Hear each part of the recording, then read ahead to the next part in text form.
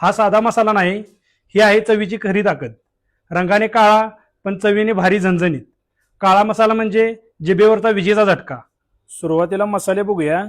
धने 1 ते 1.5 कप, जिरे 2 टेबलस्पून, शहाजिरे 1 टेबलस्पून, खसखस 1 टेबलस्पून, तीळ 2 टेबलस्पून, दालचिनी 3 तुकडे घेतलेत, लवंग 8 ते 10, काळी मिरी 1 टेबलस्पून, मसाला वेलची 5, तमालपत्री 5 ते 6, नागकेशर 5, मेथीदाणे 1 टेबलस्पून, दगडफूल 1 टेबलस्पूनच्या प्रमाणात घेतले, जायपत्री 2, जायफळ 1, हिरवा वेलची 12 ते 15, सुकं खोबरं 1.5 कप, सुक्या लाल मिरच्या 12 ते 15.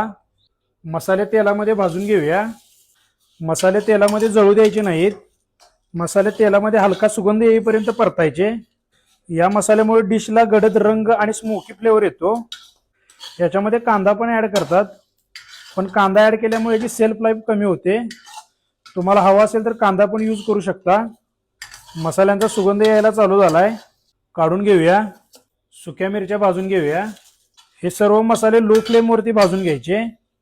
ऍड करूया सुकं खोबरं. सुकं खोबरं हलकं सोनेरी रंगावर भाजून घ्यायचं. सुकं खोबरं भाजून घेतलंय, काढून घेऊया. सगळे मसाले भाजून घेतलेत. आता हे थंड करून याची पावडर तयार करून घ्यायची. मसाल्याची पावडर तयार करून घेतली. हा मसाला Vidarbha style mutton, chicken, patodi आणि वांग्याच्या भाजीमध्ये वापरतात. याचं प्रमाण आहे 1 किलोसाठी 1 ते 1.5 टेबलस्पून आणि याचं सेल्फ लाईफ आहे एअरपॅक कंटेनरमध्ये 1 ते 2 महिने. काळा मसाला तयार आहे.